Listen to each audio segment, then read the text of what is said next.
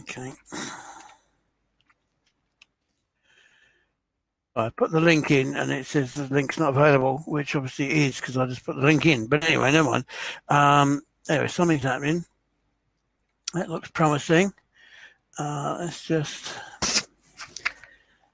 come on.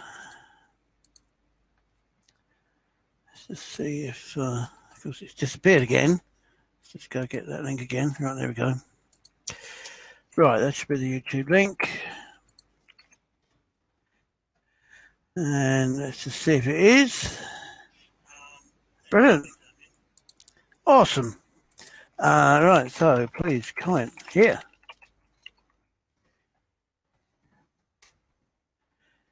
Right. Leveraging. Oh, I can't spell.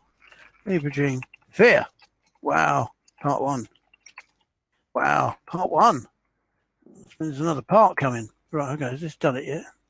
Right, there we are. Hang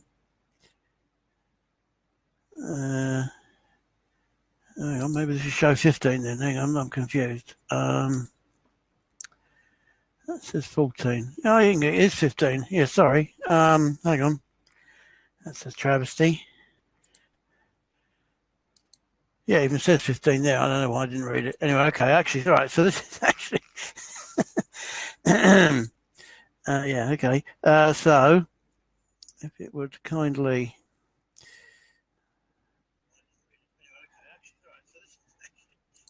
Right, sharp. No, sharp. No, sharp. Right, there we go. If you sharp now. Okay. Right, one, let me do that. 2. Oh, here we go. Okay. Please comment. Oh, here. Show 15. Leveraging fear. Part 1. Boom. Okay, right, I think that's all happening. Probably. Oh, hang on, I didn't put the. Oh, actually, no, I do need to do that. In the top. And let's just put the YouTube link in. So I don't know how we can avoid all that crap in the future, but I don't know. I think there's a way. I think we'll just have to start earlier and just record all that crap, really. Let's get to that. And just waiting for the page to refresh, if it would be so kind. I forgot what I was going to do now. Oh, yeah, put the YouTube link in. There we go. Oh, you don't need the feature bit. I don't know why I insist on doing that.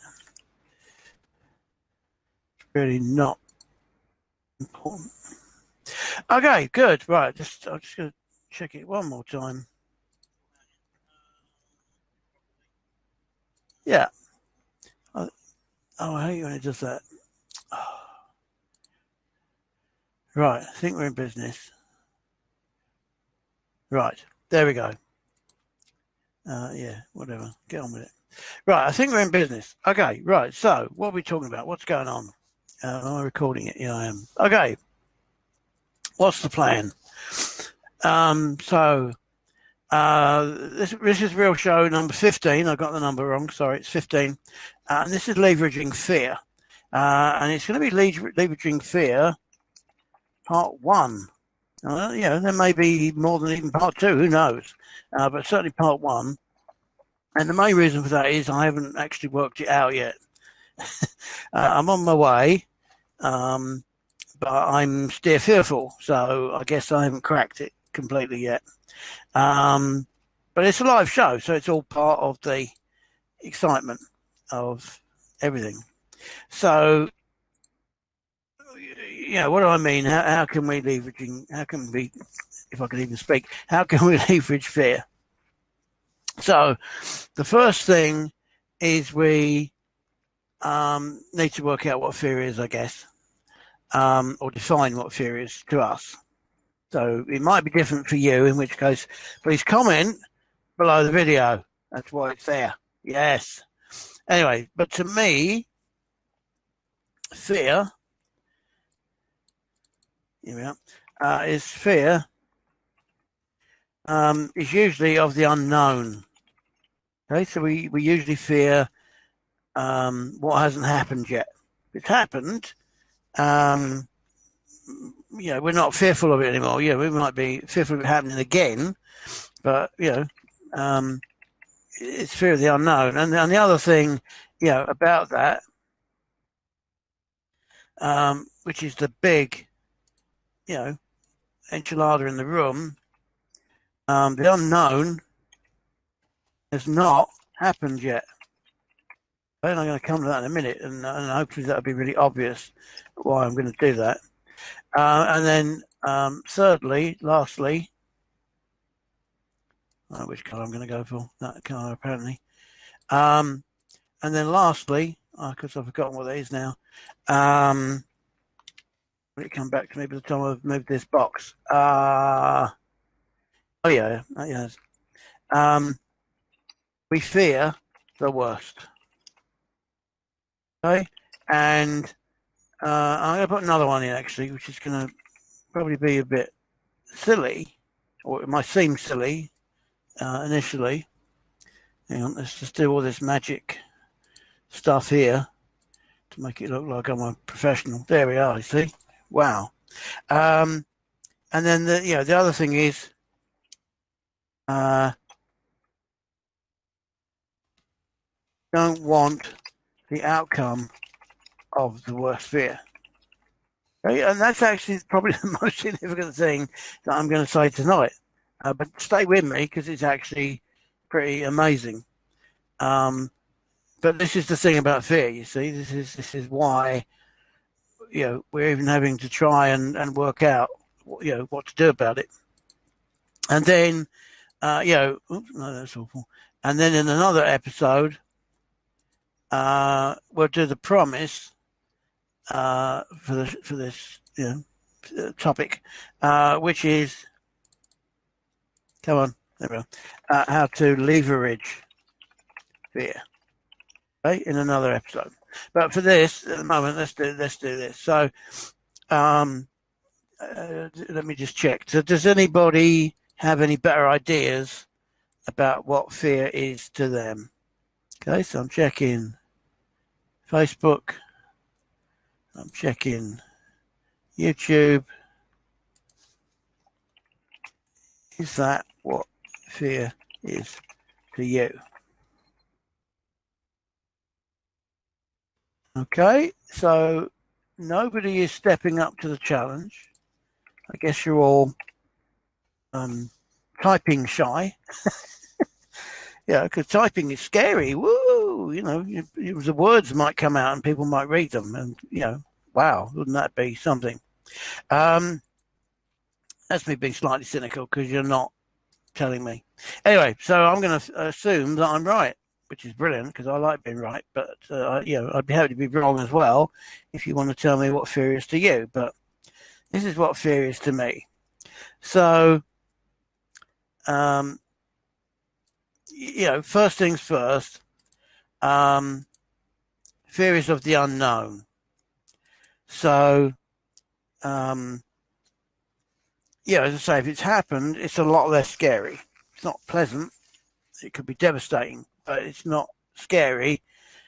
Once it's happened. So fear is of the unknown and of things that haven't happened yet. But I'm going to come to that one in a minute. So, the obvious way, immediately to fight fear is to know. I'm going to know the enemy. I mean, it may not actually be, a person, but know the enemy or the problem or whatever it is. I'll put problem as well. Okay, and if you know what's going to happen, then it's not so scary. And I know that sounds unlikely, but it is, because if you think of the worst possible thing that we're all afraid of, okay, is death. Okay, everybody's dead scared of death, pun intended. But if you get the bad news that you're going to die, first question is usually, "Are you sure?" Secondly, are you actually a doctor? But all those sort of things. But are you sure? And can I have a second opinion? And all that.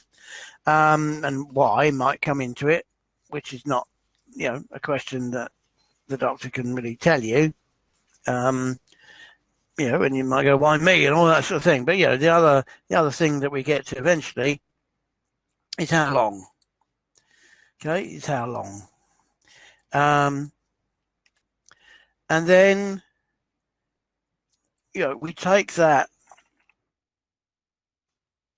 information and then we do whatever we do with it. So some people, let me just put a box in here for effect. So I think this is, I'm pretty sure this is the worst. Well, other than somebody else dying, so that might be worse than than your own. But anyway, let's stick with one for the minute. So you get the bad news that you're dying, and you go through all the usual sort of questions like, "Are you sure?" And then ultimately always end up with how long do I have? Okay, that might be the first thing you say. It might be the last thing you say. Is you close the door behind you, whatever. But we're all well, I mean, I guess there's some people who don't want to know, but generally, I think, I'd want to know. I'm not sure I'd believe him because I've got so many friends and stories of other people, who've had a month to live and they've lasted 11 years, and I mean literally, and that's a true story. Okay, a month to live and he lived for 11 years. Another guy, he had 2 months to live and he lived for 6 years. Okay, so it's just an estimate. Okay, but it gives you a ballpark, to aim towards. Anyway, so I'm not meaning this to be a morbid episode either. This is actually supposed to be about the opposite. It's how we leverage fear, overcome fear, and have a better life. Okay, but I'm just going through the process just to kind of put it into context, which is once we know we're dying, our first question is how long do we have, and then we do we do whatever we do. So some people will curl into a ball and get depressed and just give up and go, well, everything's pointless and I won't do anything else, and I'll literally just curl up in a ball and wait for it to happen and make no use of the time at all. Okay, and I'm not criticising. If that's how you react, that's how you react. Okay, it wouldn't be my preference, but but what most of us do, I guess, is we accept it. That's the first thing. We accept that we're going to die. Maybe not when, okay, because as I say, 1 month equals 11 years. Okay, so it's might not be, as quick as other people are making out, but we accept it's more imminent than it was before. Okay, so we don't have 7 score plus 10 anymore, wherever it is. So we accept it, and then if we're, in an ideal world, we would do something about it. Okay, and so a lot of people would fight it. They try and find a miracle cure or prove the doctor's wrong or whatever. And as I say, my friend, 1 month lived for 11 years. He certainly fought it, and he won. Really, I mean, 11 years. Gave him a lot of time to do a lot of things, but it obviously made him appreciate life more and to not waste it and to not flit it about and and that sort of thing. So a lot of people would fight it. They look for miracle cures and they suddenly start looking after themselves. A little bit too late maybe, and trying to prolong the time they have. Oh, let me do that. There we are. Fight to prolong it. Obviously reduce pain, so forth. Okay, but then they'd kind of it's not bucket list mode, but they'd start to live, to appreciate life. Okay, And I think that's a fair enough statement. And um, so I mean, there'd be multiple things. So they might put their house in order. That terrible expression. They might, reconnect with, people, family, old friends, whatever. They might do, things on their bucket list. It may not be they have a bucket list, but things, they, thing. They might, try new things. Because there's no downside. You want to go parachuting? Why not? What's the worst that's going to happen? You're going to die anyway. And and the reality is you're probably definitely not going to die if you jump from an airplane if you've got a parachute. So it's just scary. It's not, but it's a life experience. It's exhilarating. It makes you feel alive. That's the other thing. People might start doing things that make them feel alive. Okay. Anyway, so this wasn't about death, dying. So I don't quite know how I ended up going down that road, but that puts it into context. So that's what that's our worst fear. But my point is basically, generally at some point we accept it and then we make the most of it. Okay, and so it's not fearful anymore, and people will come to terms and they'll learn to accept their time. And usually, I mean, I haven't spoken to everybody in the world who's dying, but very often people find peace and no longer fear, whatever you want to call it, going to the other side or, life ending or whatever it is. Okay, obviously, initially you might go into, extreme panic and loss and regret and, and anger and depression, obviously, and all sorts of things. But at some stage, generally, I'd hope it was, for everybody, but they find peace in crossing to the other side. And I'm not religious, so I shouldn't really say crossing the other side, but you know what I mean. So they no longer fear it. Okay, there's no fear in there. Okay, so that's the point. So what it's the worst thing in the world. Once we know, over a little process of time, we get to the point where there's no fear. Okay, we'll have regrets, and we may still be angry and depressed, and and fight it, and all those kind of things, but not fear. Okay, no fear. Once we know, okay, and that's kind of my point. We fear death, but when we know death is actually coming, we don't really fear it anymore. Okay, at least I hope that's the way that everybody will get to face it. So that's the first thing. Well, the first thing is is to know the enemy so that we're no longer afraid of it. And and as I say, with death, that's what happens. The other thing is, as we said, it's the unknown hasn't happened yet, and this is kind of the big, big thought, because it may not happen, or it may not happen soon. Okay, and then, and as I said, my friend, 1 month to live, lived for 11 years. Okay, 11 years is a pretty long time, but it may not happen at all, and it may not happen soon. And just to reinforce the point, it may never happen.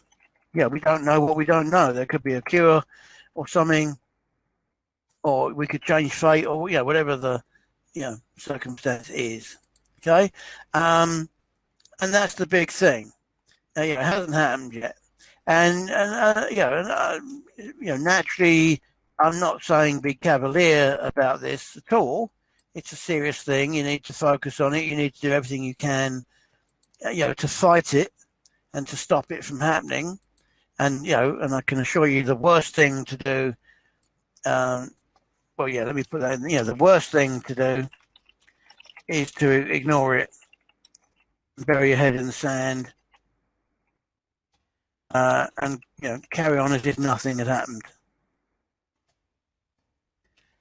Okay, that's the worst thing to do. Well, for me, every time I do that, that is absolutely the worst thing to do, because one of the things doing that is you don't prevent it happening, okay, or you don't minimize. Okay? So the problem with that is I can't select the words. There we go. If you miss the chance to prevent or minimize or even cope with it. Okay, mate, a lot of things that we're fearful about aren't actually so bad when they happen, but we need a way of coping with them. If you bury your head in the sand and you ignore it, then you don't give yourself that opportunity to prevent it, to minimize it, or to cope with it. Okay, and that's really bad. Trust me. Because it gets worse. Instead of getting better and instead of it not happening, or instead of preventing it, you just ignore it, and then the only thing that can happen is that it happens. And if you ignore it and let it happen, it might be worse than it could be, and that's a big thing. Okay, and as I say, don't ignore it. That's rule number one. But on the other hand, it may not happen at all. It may not happen soon. It may never happen, or something else may happen. Okay, let's put that in. In fact, I'm going to put or you may make something else happen. Okay, because that's always a good option. Okay, whatever you think, is unchangeable may not be unchangeable. You might be able to do something, but you may not know what that is now, and that's the point. We don't know what we don't know. But don't ignore it. But also bear in mind it may not actually happen or be as bad as we think, or we might be able to change it, or all these options. Okay, there's loads of options. Maybe that's the takeaway here is we're fearing something, and the point is that there are options. We may not even know them yet, but there are options. Okay, then that's I guess that's the first part in a leveraging fear, is that we turn fear into a way to create options. Okay, so maybe that. Maybe that is one of the ways of how we can leverage fear. But anyway, that's. I think we're really going to answer it on another show, because I don't exactly know right now what that answer is. But as I say, the unknown hasn't happened yet, and so the other big thing, and I don't know if I've done it on this show or another show, but there's a Reiki saying, because I used to be a Reiki master, I still am, but I'm out of practice. There's a Reiki saying, which is, what would you do if you were not afraid? Okay, and the number one answer to that is, but I'm not afraid. And and maybe you're not, or maybe you're pretending. But either way, what would you do if you were not afraid? So in other words, if you were not, if this bad thing that you're fearful of, was not, going to happen, and the big thing is it's not going to happen in the next 10 minutes. So what are you going to do with the next 10 minutes? Okay, and it's probably not going to happen today. So what are you going to do with today? And it may not happen for a week. So what are you going to do with the week? And it may not happen for a month. So what are you going to do with the month? And it may not happen for 3 months. So what are you going to do with the 3 months? And maybe in the 3 months, there'll be more options. So all the time we're fearing something that we don't know, it may never happen. And so if you were not afraid, what would you do if you were not afraid? Okay, and that might give you more time to work out options that actually defeat whatever it is you're afraid of. It might actually remove and blinker it away. That's just going to be a short show. It's already half an hour. Wow. Okay. So, yeah, I mean, I think that that's a lot of stuff already. Because we're saying we're fearing the unknown, so maybe we can find out what it really is. The other thing is that the unknown has never happened. It's not happened yet, and it may never happen, or certainly not, happen soon. Okay, and in between that time, maybe if we carry on as if we weren't afraid, maybe we'll find more options. Okay, and so that should have been fear. And the other thing is we fear the worst. Okay, and well, I can't really guarantee it, can I? But the chances of the worst happening, I mean, you can't even probably imagine the worst to start with. So what you think is the worst isn't even the worst. But the chances of the worst happening, or what you think is the worst happening, is very, very low odds. Okay, I can't guarantee it, but it's probably 1 in 100 chance of happening. Probably even lower than that, actually. But there's a 1 in 100. If you think of it, if you look at it as well, there's a 1 in 100 chance of it going that way. That means there are 99 chances of it going in a better way. And I think that should make us less fearful. Okay, so it may happen. There's a 1 in 100 chance that it may happen, and even then it probably won't. And something better will probably happen. Okay, it doesn't mean that it's not, difficult, and it's not, you need to take it seriously and everything, but we don't need to be as afraid of it as we probably think we need to be, because as I say, we tend to imagine the worst that we can think of, and as I say, the chances of that happening is 1 in 100 or less. Certainly in my life, and I don't think I've even ever hit. I'm sure I've had probably 100 things that I'm afraid of. I don't think I've even hit that once. Okay, it's never been worse than I thought it would be. It's never been as bad as I thought it would be. It's always been far less bad than I thought. Okay, almost like, oh, was that it, kind of thing. Okay, so we're really good at worrying about how bad it will be, and so far in my life anyway, it's never ever, and just to make sure we understand, it's never ever ever been anything as bad as I thought it would be, ever. So far, it's almost 6 decades now. Let's say 5 decades, because I wasn't pretty worrying about this sort of crap, when I was under 10. But never ever ever been as anything like as bad as I expected or as I thought or whatever.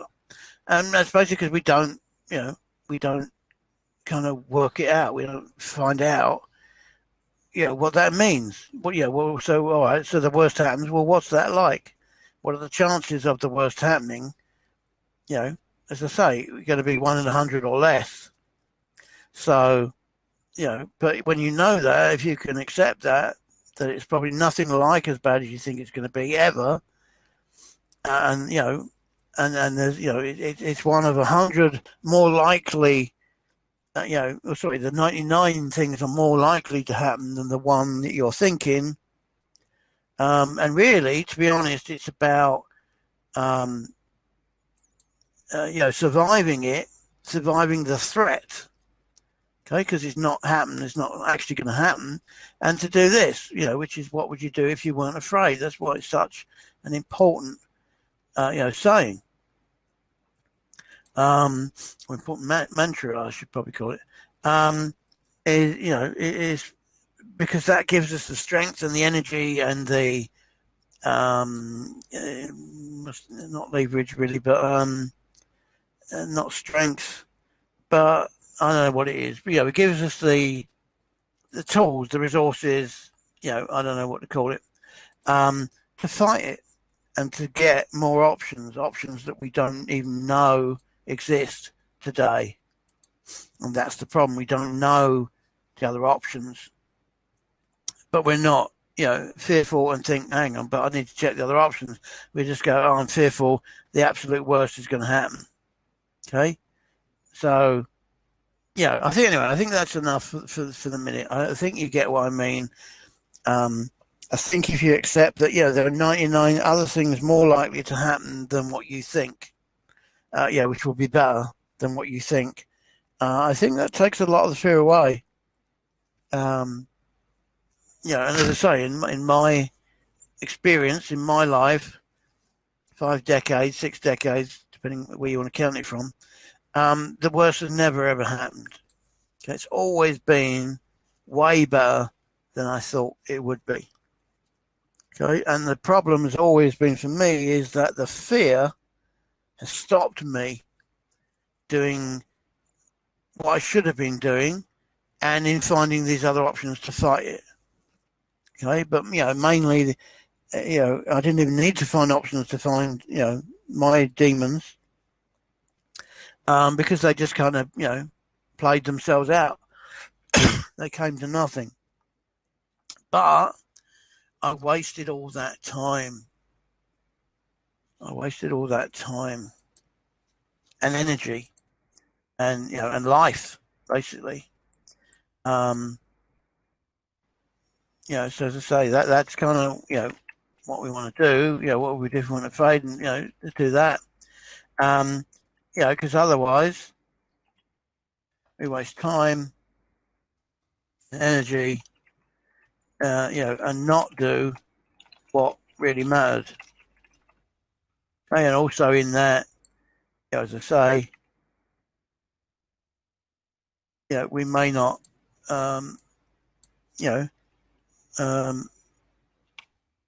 find the options. Okay? And then, and as I say, we waste life.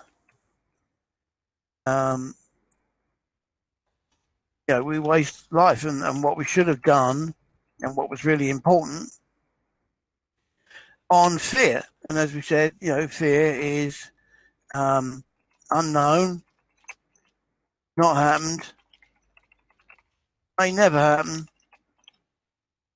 But 99 other, alternatives, better alternatives.